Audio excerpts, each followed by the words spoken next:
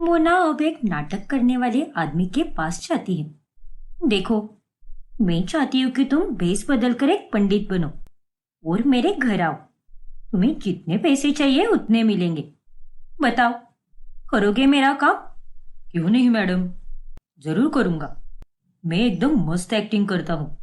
आपको चाहिए तो एक दो डायलॉग यही मार के दिखाता हूँ। बस बस, समझ गई मैं। अच्छा ठीक है, पहले मैं तुम्हें सारा किस्सा बताती हूँ। फिर मोना उसे सब कुछ बताती है, कैसे वो एक ही साथ दो लड़कों से प्यार करती है और वो उन दोनों से शादी करना चाहती है। बाप रे, एक ही साथ दो दो लड़कों से प्यार कैसे हो सकता है भाई? आप तो बड़ी अजब महिला हो। अपनी ये बकवास बंद करो। अरे मैं दो लड़कों से प्यार करूं या 10 लड़कों से, तुम्हें उससे क्या मतलब? अच्छा अच्छा ठीक है मैडम, तुम्हें मेरे घर आकर मेरे घर वालों को ये बताना होगा कि मेरी कुंडली में एक दोष है, जिसके चलते अगर मैंने सिर्फ एक आदमी से शादी की तो मेरी मृत्यु होना निश्चित है। इसलिए मुझे दो दो आदमियों से शादी करनी पड़ेगी और तब जाकर ही मैं जिंदा रह पाऊंगी। क्या? लेकिन ऐसी ऊट पटांग बातों पर कौन भरोसा करेगा मैडम जी? ना ना, आप कहानी में थोड़ा बदलाव लाइए। अबे ओ लंगूर, तुझसे जितना कह रही हूँ उतना कर। मेरे घर वाले एक नंबर के अंधविश्वासी लोग हैं और वो तुम्हारे कहने पर 1 मिनट में मान जाएंगे। इसीलिए चुपचाप मेरी बात सुनो। लेकिन मैडम जी, आपके घर वाले मुझे ही वहां पर क्यों बुलाएंगे? आपके परिवार वाले पंडित जी भी तो होंगे ना, तो आपके पिताजी भी पहले उन्हें ही बुलाने के बारे में सोचेंगे। हाँ यार, इस बारे में तो मैंने सोचा ही नहीं। एक काम करते हैं, हमारे वाले पंडित जी को मैं कॉल करके बोल देती हूँ कि वो घर पर ना आए। डैड ने दूसरे पंडित जी को बुलाया है, जिसे सुनकर हमारे पंडित जी बहुत गुस्सा हो जाएंगे और फिर वो यहाँ पर कभी नहीं आएंगे और ना ही डैड का कोई कॉल भी उठाएंगे। और उसके बाद तुम आओगे और तब तुम सबसे कह देना कि तुम्हें हमारे पंडित जी ने ही भेजा है। ठीक है मैडम जी, लेकिन नाटक करने से पहले ही मेरा सर बहुत चकरा रहा है। गोलमाल है भाई, सब गोलमाल है। मोटी रकम चाहिए कि नहीं, तो मेहनत भी उतनी ही करनी होगी। फिर वो आदमी पंडित बनकर घर पर आता है और सबको मोना की कुंडली के बारे में बताता है, जिसे सुनकर प्रीतिका और धनराज चौंक जाते हैं। क्या कहा? हमारी बेटी की कुंडली में दोष है, जिसके चलते उसे एक नहीं बल्कि दो दो लड़कों के साथ शादी करनी होगी। हाँ प्रीतिका जी, अगर मोना की शादी एक ही लड़के से कराई जाएगी तो फिर मोना की मृत्यु होना निश्चित है। नहीं नहीं, मेरी बेटी को कुछ नहीं हो सकता। अगर दोनों लड़कों से शादी करके उसकी जान बच सकती है तो हमें कोई एतराज नहीं है। क्यों धनराज? हाँ हाँ बिल्कुल। लेकिन मोना बेटा, तुम्हें तो कोई एतराज नहीं है ना? नहीं है डैड, अब क्या कर सकते हैं। अगर ये सब मेरे किस्मत में ही लिखा है तो यही सही। ठीक है, फिर मैं 1 हफ्ते के अंदर ही दो दो लड़के ढूंढने की पूरी कोशिश करूंगा, जिनकी कुंडलियों के गुण मोना की कुंडली के गुणों से मेल खाते हो। लेकिन ऐसे लड़के कहाँ मिलेंगे जो अपनी ही बीवी को किसी दूसरे आदमी के साथ बांट पाएंगे? ऐसी शादी के लिए कोई कैसे तैयार हो सकता है? उन्हें तैयार होना ही पड़ेगा, क्योंकि उन लड़कों की कुंडली में भी ऐसा दोष होगा, जिसके चलते उन्हें ऐसी ही लड़की से शादी करनी होगी जिसके 2 पति हो, वरना उनकी भी मृत्यु हो जाएगी। बाप रे, इतना खतरनाक दोष है ये हमारी बेटी की ही कुंडली में होना था क्या? बेचारी मेरी बेटी, पता नहीं आगे क्या होगा।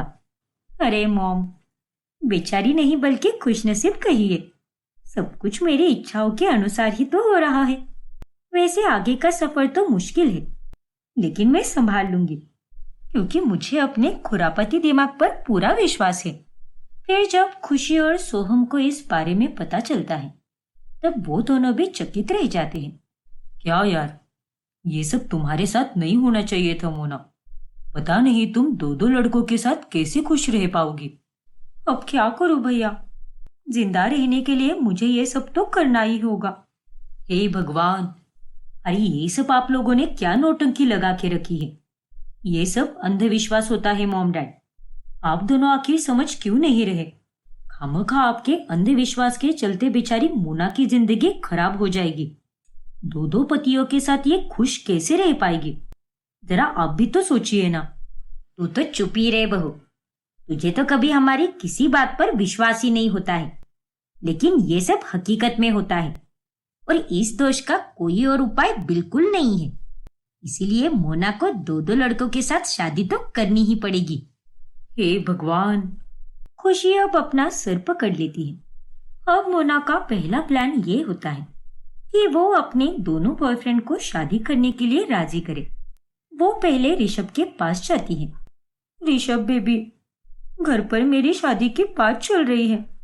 कैसे भी करके इस साल मेरी शादी कराने ही वाले हैं, लेकिन मेरी कुंडली में आने वाले दोष के कारण मुझे दो दो पतियों के साथ शादी करनी होगी, नहीं तो मेरी मौत हो जाएगी। क्या?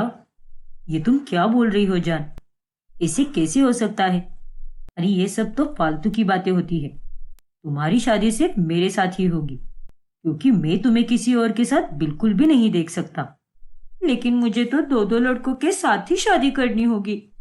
मैं नहीं, लेकिन मेरे मॉम डैड तो इन्हीं बातों में मानते हैं और उनके लिए तो मुझे ये सब करना ही होगा ना। नहीं मोना, ऐसा नहीं हो सकता। मुझे भी हम दोनों के बीच में किसी को बिल्कुल भी नहीं लाना है, लेकिन अब किस्मत ने ये ऐसा खेल खेला है मेरे साथ, तो मैं भी अब क्या कर सकती हूँ बेबी? तुम भी तो समझ के लो ना। कुछ तो करो ना मोना, जिसके चलते ये सब ना हो। कोई ना कोई रास्ता तो जरूर होगा। कोई रास्ता नहीं है बेबी। देखो, मेरे दिमाग में एक बेहतरीन प्लान है। मैं पंडित जी के पास रखे फोटोज और कुंडलियों में तुम्हारा फोटो और नकली कुंडली रख दूंगी, और तुम्हारे नकली कुंडली में लिखे हुए गुण मेरी कुंडली के गुणों से मेल खा लेंगे, जिसके चलते मेरी तुम्हारे साथ शादी पक्का हो जाएगी। दूसरा पति चाहे जो भी हो, मुझे उससे कोई फर्क नहीं पड़ता, लेकिन मेरा पहला पति तो तुम ही होगे ऋषभ। मोना माई जान, मैं ये सब तुम्हारे लिए ही कर रहा हूँ। मैं तुम्हें किसी और के साथ बांट तो नहीं सकूंगा, लेकिन मुझे ना चाहकर भी ये सब करना होगा ताकि तुम मेरे साथ रहो। Thank you baby. अब मोना यही नाटक नील के सामने भी करती है। क्या? हाँ नील बेबी, अब क्या कर सकते हैं, लेकिन मैं तुम्हारी फोटो और नकली कुंडली रख दूंगी, जिसके चलते तुम मेरे दोनों पति में से पहले पति बनोगे। दूसरे पति से तो मुझे कोई लेना देना भी नहीं रहेगा, और उसके साथ तो मैं बस नाम के लिए ही रहूंगी, लेकिन मेरा जो कुछ भी हो तुम ही हो नील बेबी।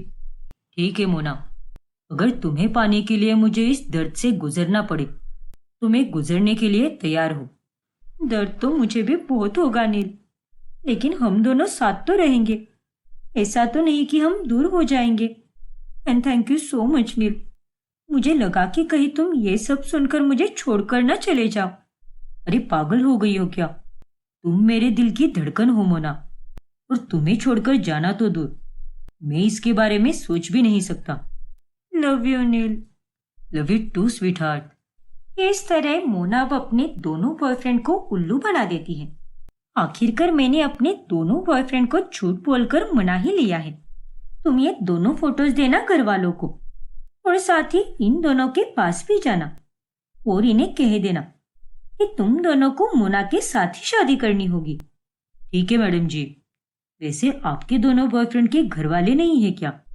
नहीं, ऋषभ तो अनाथ है, उसका कोई भी नहीं है, और नील के मम्मी पापा की मौत के बाद वो अपने चाची के पास ही रहता था, और अब वो चाची जी भी 2 साल पहले ही चल बसी। अच्छा, लेकिन मैडम जी, आप इतना बड़ा जोखिम उठाने जा रही हो, कहीं कोई कांड ना हो जाए। मेरी माँ मुझसे हमेशा कहा करती थी कि अगर एक समय पर दो दो नाव पर पैर रखोगे तो पानी में डूब जाओगे। अपनी ये गंदी जुबान से ऐसी घटिया बातें मत बोलो, वरना ये नाटक करने के लिए मैं किसी और आदमी को ढूंढ लूंगी। अरे नहीं मैडम जी, ऐसे कैसे आप दूसरे आदमी को ढूंढोगी? मुझे माफ कर दीजिए।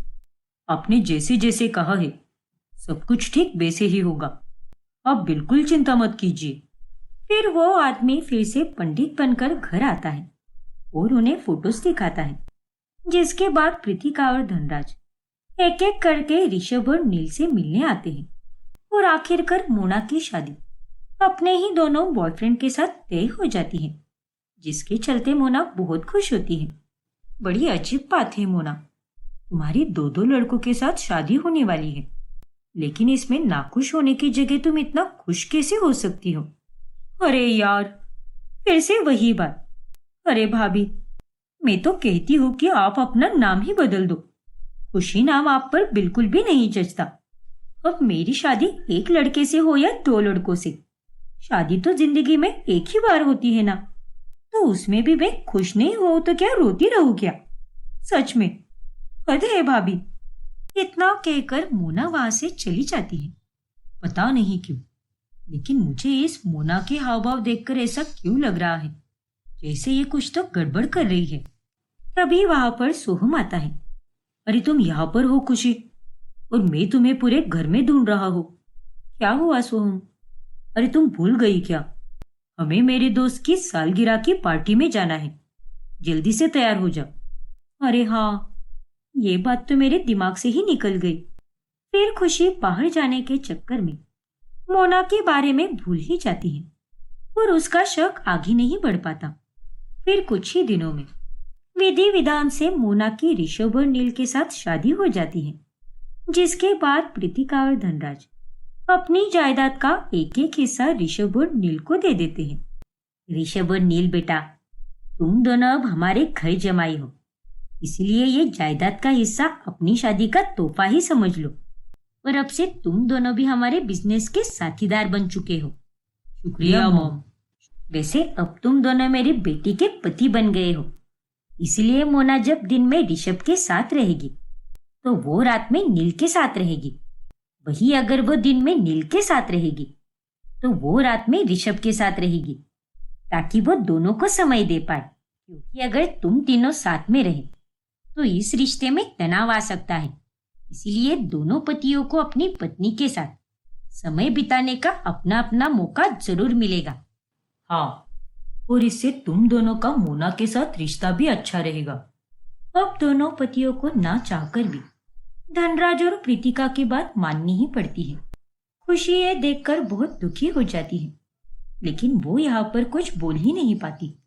फिर ऐसे ही अगली सुबह जब मोना सोकर उठती है, तभी वहां पर ऋषभ उसके लिए नाश्ता लेकर आता है। गुड मॉर्निंग जान। Good morning baby. ये देखो, आज मैंने खास तुम्हारे लिए ये सारा नाश्ता बनाया है। सब कुछ तुम्हारी ही पसंद का बना है। ओ माय गॉड, लेकिन ऋषभ, तुम्हें इतनी मेहनत करने की क्या जरूरत थी? घर में इतने सारे नौकर चाकर हैं, उनसे ही कह देते ना। उफ वो बेबी, अब अपनी बेबी के लिए इतना तो मैं कर ही सकता हूं ना। चलो अब जल्दी से नहा लो और ये नाश्ता कर लो, फिर हम दोनों साथ में खरीदारी करने जाएंगे। ओके बेबी, जैसा तुम कहो। कमरे के बाहर से गुजर रही खुशी ये सब देख लेती है और ये देखकर वो बहुत आश्चर्यचकित रह जाती है। हे भगवान, अंधविश्वास के नाम पर यह क्या ड्रामा चल रहा है मेरे घर में? और ये लड़की एक ही दिन में एक अनजान लड़के के साथ इतनी अच्छी तरह कैसे घुल मिल सकती है? कमाल है। फिर थोड़ी देर बाद ऋषभ और मोना बाहर चले जाते हैं और सीधे शाम ही घर लौटते हैं। चलो बेबी, अब मेरा नील के पास जाने का समय आ गया है। अरे यार, अरे तुम फिक्र मत करो ना, मैं उसके साथ जाकर बस कमरे में रहूंगी और हम दोनों बस अच्छे दोस्त बनेंगे। लेकिन प्यार तो मैं सिर्फ तुमसे ही करती हूँ ना बेबी। पता है बेबी, लेकिन आज की रात में तुम्हें बहुत मिस करूंगा। मैं भी बेबी, लेकिन कोई बात नहीं, हम कल फिर मिलेंगे और तुम्हारे प्यार के लिए, ये दर्द सहने के लिए मैं तैयार हूँ। यस बेबी, मैं भी तो सहन कर रही हूँ ना। तुमसे अलग रहकर मैं भी उदास ही रहूंगी, पर हमें परिवार वालों की खुशी के लिए यह सब करना ही पड़ेगा। हाँ जान, मैं समझ सकता हूँ। ऋषभ और मोना एक दूसरे के साथ बात कर ही रहे होते हैं कि उतने में उनकी नजर नील पर जाती है, जो उनके पीछे ही खड़ा होता है। हे भगवान, ये नील यहाँ पर क्या कर रहा है? कहीं इसने मेरी और ऋषभ की बातें तो नहीं सुन ली ना? इतनी गुस्से से भरी आंखों से देख रहा है ये मुझे। कहीं शादी के बाद मेरा पहला दिन मेरा आखिरी दिन ना बन जाए। अब आगे क्या होगा जानने के लिए हमारा अगला भाग देखना ना भूलें। और अगर आपने हमारा चैनल सब्सक्राइब नहीं किया है तो अभी सब्सक्राइब कीजिए और बेल आइकॉन दबाना ना भूलें। अरे नहीं नहीं, ऐसा कुछ नहीं होगा। मैं भी कुछ ज्यादा ही सोच रहा हूँ। मानवी तो दिन रात काम करके थक जाती है, इसीलिए गुस्सा कर रही होगी। वो खासकर वीरेन पर क्यों गुस्सा करेगी? वो दोनों तो आपस में इतने अच्छे से बातचीत करते हैं। फिर एक दिन जब घर में पूजा होती है तभी वहां पर वीरेन भी आता है। अच्छा हुआ जो तुम आ गए बेटा। अब बैठ जाओ, पूजा कुछ ही देर में शुरू हो जाएगी। जी काकी जी। भगवान जी, आज इस पूजा में कुछ ऐसा हो जाए जिसके चलते ये वीरेन फिर दोबारा इस घर में कभी ना आ पाए। इसे हमेशा हमेशा के लिए भगा दीजिए यहाँ से। रितिका भी अपने कमरे में तैयार हो रही होती है। तभी ओफो, मेरी ये नई वाली लिपस्टिक तो मैंने अलमारी के ऊपर वाले बॉक्स में रख दी है। अब तो मुझे वो स्टूल पे चढ़कर ही निकालनी होगी। फिर रितिका स्टूल पर चढ़ती है कि तभी अचानक से स्टूल टूट जाता है और वो गिरने ही वाली होती है कि उतने में वहां कमरे के बाहर से गुजर रहा वीरेन अंदर आकर रितिका को गिरने से बचा लेता है। रितिका, तुम ठीक तो हो ना? हाँ वीरेन, मैं ठीक हूँ। तभी वहां पर सिंधुरा आती है। क्या हुआ रितिका, तू चिल्ला क्यों रही थी? अरे बाप रे, स्टूल टूट गया। इसका मतलब वीरेन ने तुम्हें गिरने से बचा लिया? हाँ पापा, और अगर यहाँ पर वीरेन नहीं आता तो मैं बुरी तरह गिर जाती और मेरा सर भी फूट सकता था। हे भगवान! वीरेन बेटा, तुम्हारा बहुत बहुत धन्यवाद। तुम हर बार सही समय पर आकर हम सबको बचा ही लेते हो। हाँ बेटा, फिर वही बात। अरे मैंने आप सबसे कहा है ना, मुझे बार बार धन्यवाद मत कहिए। रितिका तो मेरी अच्छी दोस्त है और उसके लिए मैं इतना तो कर ही सकता हूँ ना। हाँ वीरेन, वो तो है, लेकिन रितिका, तुम भी थोड़ा ध्यान दिया करो। अगर अलमारी के ऊपर से कुछ निकलना था तो किसी को बुला लेती मदद के लिए, या फिर मुझे ही बोल देती। और अगर तुम्हें स्टूल पर चढ़कर ही निकालना था तो एक बार स्टूल को अच्छे से तो देख लेती। अब क्या करूं वीरेन, मेरा उस पर ध्यान ही नहीं गया। ये स्टूल काफी पुराना हो गया है, शायद इसीलिए टूट गया। लेकिन अगर अगली बार कुछ ऐसा होगा तो मैं खुद बिल्कुल नहीं करूंगी, बल्कि मदद के लिए किसी और को पूछूंगी। वीरेन का रितिका के प्रति चिंता देखकर सिंधुरा और उपेंद्र बहुत खुश हो जाते हैं। फिर बाद में वो दोनों मानवी और नकुल के साथ बैठकर बात करते हैं। आज मैंने देख लिया कि वीरेन रितिका के लिए कितना चिंतित हो रहा था। उन दोनों में एक बहुत अच्छी दोस्ती का रिश्ता है। बहू, नकुल बेटा, मेरे ख्याल से हमारी रितिका के लिए वीरेन से बेहतर लड़का और कोई नहीं हो सकता। हाँ बेटा, सिंधुरा बिल्कुल सही कह रही है। वीरेन को हम अच्छे से जानते भी हैं और साथ ही वो एक काबिल और दिलदार लड़का है जिसे रिश्तों की समझ है। उसमें सारे अच्छे गुण कूट कूट कर भरे हुए हैं। हाँ माँ पापा, मैं भी आप दोनों की बातों से सहमत हूँ। रितिका और वीरेन की जोड़ी खूब जचेगी। आपने बिल्कुल सही विचार किया है। सिंधुरा और उपेंद्र की ये बातें सुनकर अब मानवी घबरा जाती है। नहीं नहीं, ये कैसी बातें कर रहे हो आप लोग? रितिका की शादी इतनी जल्दी मत कराइए। वो तो अभी मास्टर्स के लास्ट ईयर में है और उसके बाद उसे भी अपना करियर सेट करना है, अपने पैरों पर खड़े होकर कुछ कर दिखाना है। नहीं बहू, शादी सही उम्र में ही हो जानी चाहिए और हमने जरा भी देरी की तो अनेक मुश्किलें हो सकती है। माँ बिल्कुल सही कह रही है।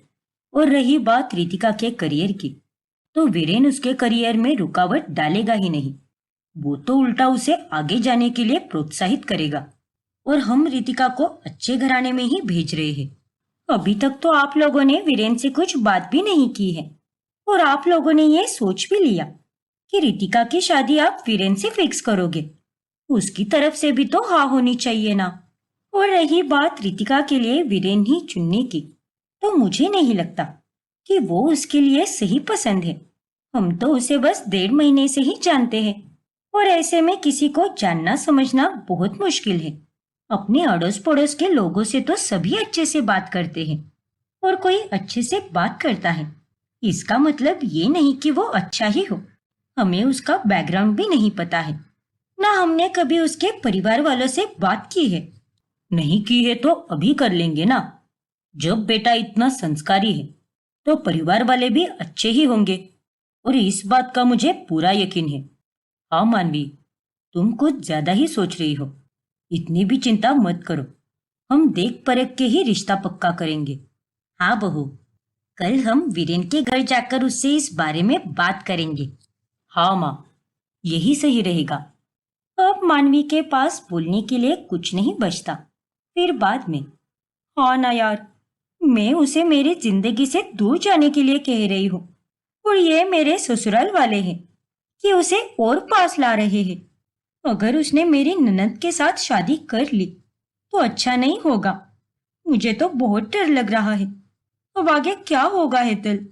देख मानवी, अब बात बहुत आगे बढ़ चुकी है और इससे पहले की बात और ज्यादा आगे बढ़े, तू जा और वीरेन से कह दे कि मोहल्ला छोड़कर चला जाए, किसी और जगह जाकर रह ले। क्या?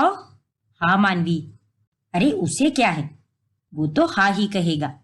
और एक बार रिश्ता पक्का हो गया तब तो कुछ नहीं कर पाएगी। इसीलिए तेरे ससुराल वाले उसके पास जाकर रिश्ते की बात करें। उससे पहले ही तू उसके पास जा और उसे अच्छी तरह से समझा करा। ठीक है हेतल, अब तो मैं यही करती हूँ। इस समय वो पार्क में वॉक करने जाता है तो मैं उसे वही जाकर मिलती हूँ। फिर मानवी वीरेन से मिलने पार्क चली जाती है। क्या बात है मानवी, आजकल मुझे बहुत मिलने आ रही हो तुम। कुछ है क्या मन में तुम्हारे जो तुम मुझसे कहना चाहती हो? देखो वीरेन, मेरे ससुराल वाले तुम्हारे पास आने वाले हैं रितिका और तुम्हारे रिश्ते की बात करने के लिए। क्या? हाँ वीरेन, ये सच है, लेकिन मैं ऐसा नहीं होने देने वाली क्योंकि मैं ये बिल्कुल नहीं चाहती कि तुम रितिका के साथ शादी करके मेरे परिवार से रिश्ता जोड़ो। लेकिन क्यों मानवी, मेरा अच्छा हो रहा है तो तुम्हें उसमें बुरा क्यों लग रहा है? वैसे भी रितिका एक बहुत अच्छी लड़की है। हाँ मैं जानती हूँ कि रितिका एक बहुत अच्छी लड़की है, लेकिन तुम उसके साथ शादी नहीं करोगे। आज की रात ही तुम ये मोहल्ला छोड़कर चले जाओ। कहाँ जाओगे, कैसे जाओगे, ये सब मुझे नहीं पता, लेकिन बस चले जाओ यहाँ से और फिर कभी मेरे ससुराल वालों से बात मत करना। नहीं मानवी, ऐसा बिल्कुल नहीं होगा और मैं कहीं नहीं जाऊंगा, यहीं पर रहूंगा और तो और रितिका से शादी भी करूंगा। और ये करने से मुझे तुम तो क्या, कोई भी नहीं रोक पाएगा। समझ गई ना तुम? वीरेन, ज्यादा बकवास मत करो। अरे बकवास तो तुम कर रही हो। मैं कोई चाबी वाला खिलौना नहीं हूं जो तुम चाबी भरोगी और मैं तुम्हारे इशारों पर नाचूंगा। मुझे जो करना है मैं वही करूंगा। अब चली जाओ यहाँ से। लेकिन तुम मेरी बात क्यों नहीं सुन रहे हो? क्यों मुझे और तकलीफ दे रहे हो? अरे क्या मिल रहा है तुम्हें ये सब करके? तो फिर ये सब करके तुम्हें क्या मिल रहा है?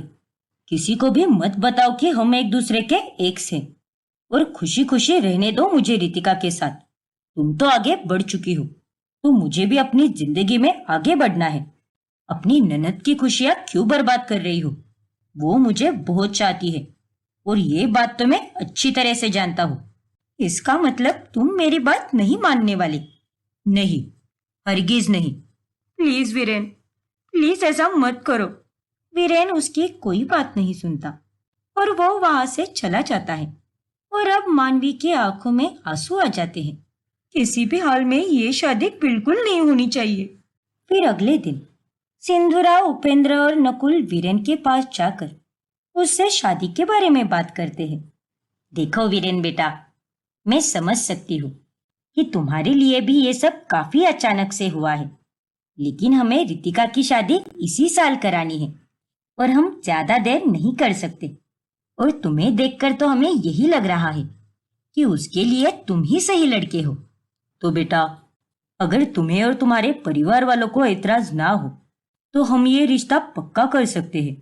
हाँ वीरेन, तुम एक बार अपनी माँ से बात कर लो। मुझे रितिका से शादी करने में कोई एतराज नहीं है, क्योंकि वो एक अच्छी लड़की है और मुझे आपके साथ रिश्ता जोड़ने में बहुत खुशी होगी। और रही बात मेरी माँ की, तो वो कुछ नहीं कहेगी। उल्टा वो तो मेरी खुशी में उतनी ही खुश होगी। फिर तो बहुत अच्छी बात है। तुम अपनी माँ को बुलाओ और फिर हम दोनों मिलकर पंडित जी से बात करके शादी का मुहूर्त तय करते हैं। ठीक है काकी जी। वीरेन और रितिका की शादी तय हो चुकी है। ये बात सुनकर मानवी टूट जाती है। जिसका डर था वही हुआ। वही रितिका की खुशी का कोई ठिकाना नहीं होता। ओ माय गॉड भाभी, मुझे तो विश्वास ही नहीं हो रहा। लेकिन आपको सच बताऊं तो मुझे पहले दिन से ही वीरेन बहुत अच्छा लगता था और मुझे उससे शादी करने की भी इच्छा थी। और देखो ना, माँ और पापा ने मेरी उसी इच्छा को पूरा कर दिया और मेरी शादी होने वाली है। तुम्हारी खुशियों को किसी की नजर ना लगे रितिका, लेकिन एक बार फिर से सोच लो, क्या तुम वीरेन के साथ खुश रह पाओगी? तुम तो उसे ठीक से जानती भी नहीं हो। बस चंद मुलाकातों में ही किसी को अपना जीवन साथी कैसे बना सकती हो फिर? चंद मुलाकातें कहाँ भाभी, हम दोनों एक दूसरे को 1 से 1.5 महीने से जानते हैं। आपस में अच्छी दोस्ती भी हो चुकी है। फिर अब और क्या सोचना? सब ठीक है। और तो और वीरेन ने भी मुझसे शादी करने के लिए हाँ कर दी है। इसका मतलब तो यही हुआ ना कि उसके मन में भी मेरे लिए कुछ ना कुछ तो जरूर है, और वो भी दोस्ती से ज्यादा। हाँ रितिका, शायद तुम सही कह रही हो। मानवी रितिका को कुछ नहीं बोल पाती। इस लड़की को तो कुछ बोलकर फायदा ही नहीं है। ये तो वीरेन के प्यार में अंधी हो चुकी है। अब मुझे ही एक आखिरी बार जाकर वीरेन को समझाना होगा, तभी कुछ हो सकता है। वीरेन की माँ नीता दूसरे शहर से आ जाती है और जब मानवी उसके घर उसे समझाने जाती है, तभी वहां पर नीता भी मौजूद होती है। तुझे एक बार कही हुई बात समझ में नहीं आती क्या? वीरेन ने मुझे बताया है कि इसने तुझे उस दिन पार्क में ही साफ साफ कह दिया था कि यह रितिका से शादी करके ही रहेगा। पहले ही तेरे कारण मेरे बेटे की जिंदगी खराब हो गई है, और अब जो वो फिर से उसे बसाने जा रहा है, तो तू उसमें टांग क्यों अड़ा रही है? अरे अगर इसे जिंदगी ही बसानी है तो किसी और लड़की के साथ बसाए ना। मेरी ननद ही क्यों, मैं अपनी ननद के साथ वो सब नहीं होने देना चाहती जो सब मेरे साथ हुआ है। ये आपका बेटा है, इसीलिए आप तो इसकी तरफदारी ही करोगे। लेकिन एक बार सोचकर देखिए, अगर किसी को पता चल गया कि इसका और मेरा पुराना रिश्ता रह चुका है, तो क्या हो जाएगा? मैं अपनी ननद की शादी तुम्हारे जैसे लड़के के साथ नहीं होने देना चाहती। बात खत्म। ठीक है, अगर तुम यही चाहती हो तो यही सही। नहीं करूंगा मैं तुम्हारी ननद के साथ शादी, लेकिन ये मैं सिर्फ एक ही शर्त पर करूंगा। शर्त? कैसी शर्त? अगर तुम्हारी ननद से मेरी शादी नहीं होगी तो तुम मेरे पास आ जाओ और मुझसे शादी कर लो। क्या? हाँ मानवी, आज भी मैं तुमसे उतना ही प्यार करता हूँ जितना पहले किया करता था। अरे तुम ही मुझे छोड़कर गई थी, मैंने तुम्हें अपने आप से कभी अलग नहीं किया था। अब कहो, करोगी मुझसे शादी? वीरेन के मुंह से ये बातें सुनकर मानवी अब चौंक जाती है। अब आगे क्या होगा जानने के लिए हमारा अगला भाग देखना ना भूलें। और अगर आपने हमारा चैनल सब्सक्राइब नहीं किया है तो अभी सब्सक्राइब कीजिए और बेल आइकॉन दबाना ना भूलें। ऑफिस खत्म होने के बाद में राहुल और जतिन वहां पर आते हैं। नैना, ये क्या? ये दोनों तो बेहोश पड़े हैं। सोनिया, उठो सोनिया, हमें इन दोनों को जल्दी से हॉस्पिटल लेकर जाना होगा। हाँ राहुल। फिर राहुल और जतिन नैना और सोनिया को हॉस्पिटल लेकर जाते हैं। आप दोनों ने अपनी बीवियों को सही समय पर हॉस्पिटल ले आकर बहुत अच्छा किया है, वरना अगर और देर करते तो उनकी जान खतरे में चली जाती। चलो शुक्र है ऊपर वाले का। डॉक्टर, लेकिन उन दोनों को क्या हुआ है? गलत दवाई खाने के कारण वो दोनों बेहोश हो गए। लेकिन आगे से ध्यान रखिए और पेशेंट को सही दवाई ही दीजिए, वरना फिर से ऐसा खतरा हो सकता है। क्या राहुल, तूने ही दवाई दी थी ना उन दोनों को? फिर तुझसे ये गलती कैसे हो गई?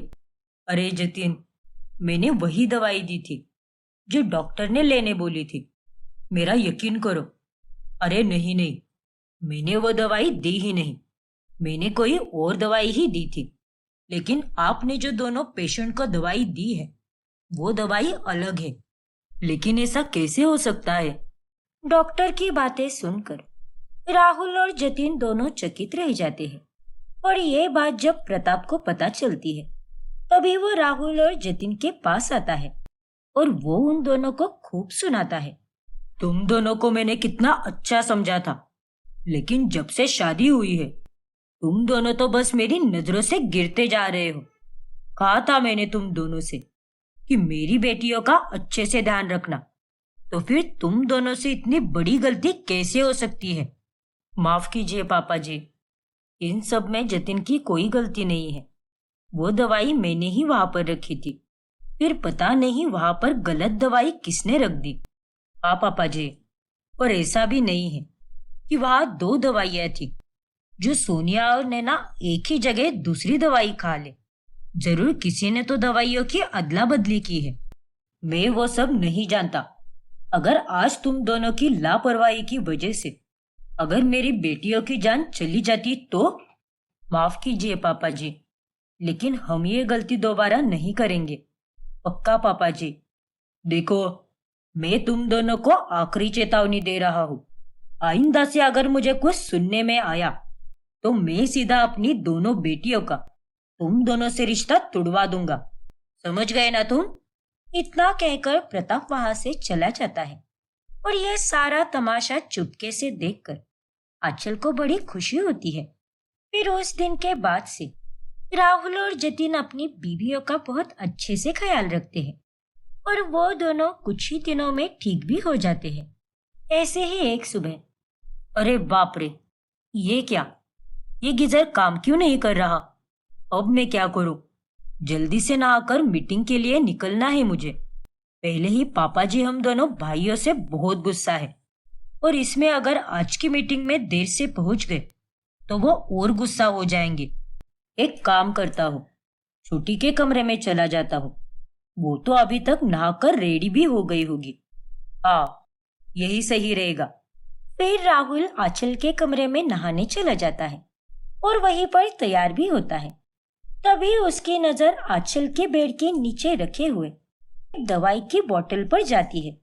अरे, ये तो वही दवाई है जो मैंने नैना और सोनिया भाभी के लिए रखी थी।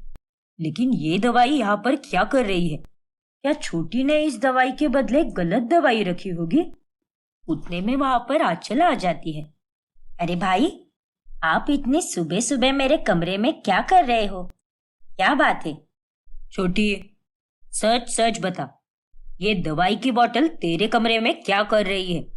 कहीं तूने तो वो सही दवाई की जगह पर गलत दवाई तो नहीं रखी थी ना, जिसके बाद तेरी भाभिया बेहोश हो गई?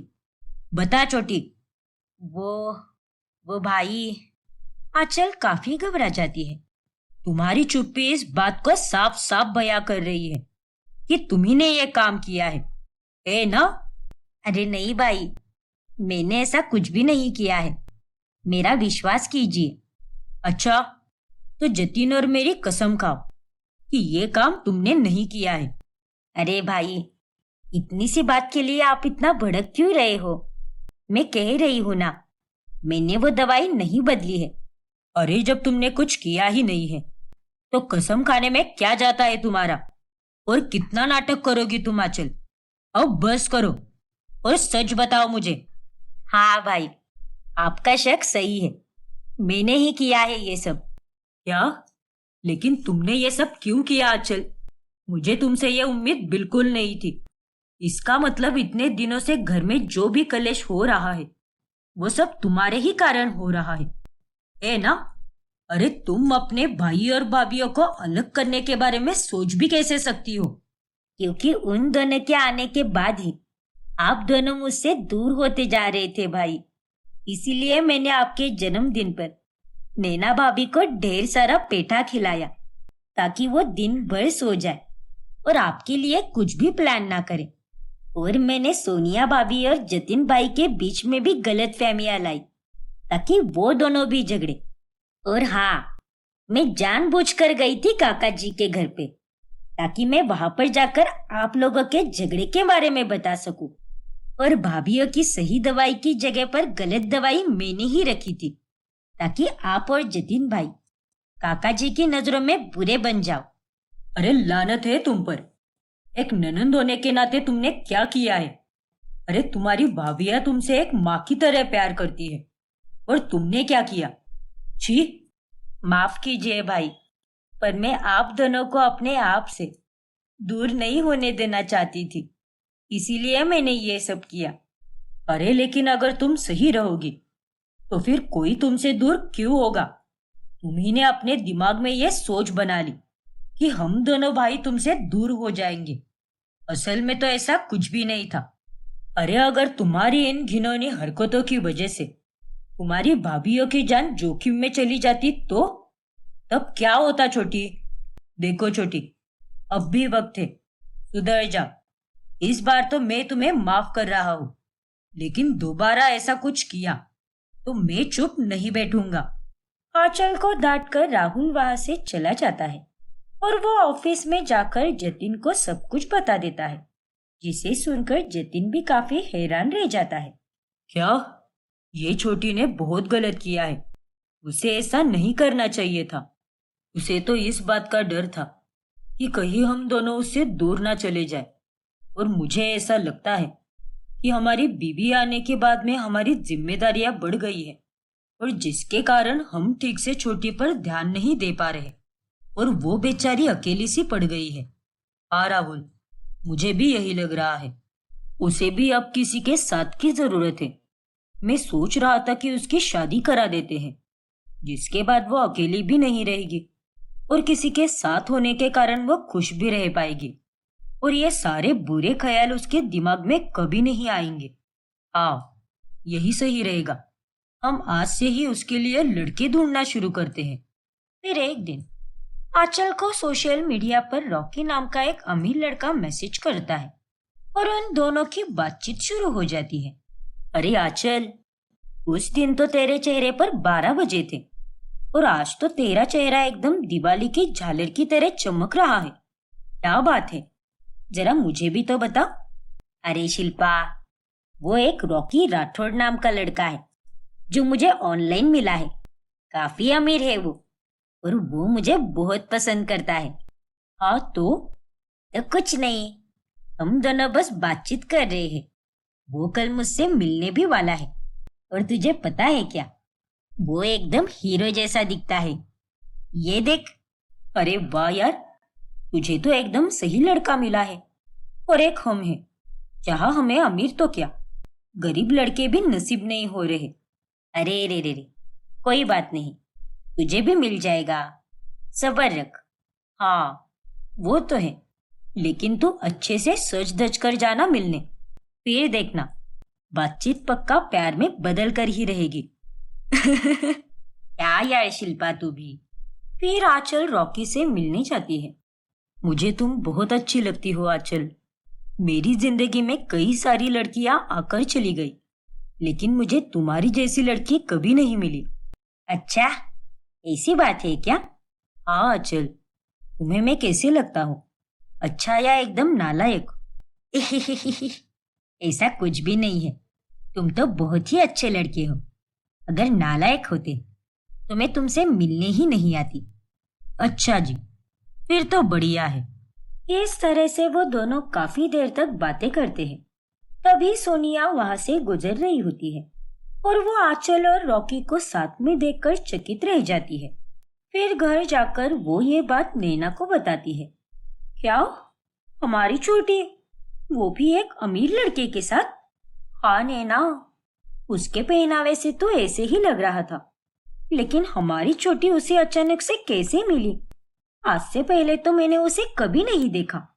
हाँ सोनिया, छोटी के दोस्तों में बस लड़कियां ही है, लड़कों के साथ उसकी बहुत कम बातचीत होती है। तो फिर ये लड़का कौन है? खैर जाने दो, हम दोनों कुछ ज्यादा ही सोच रहे हैं।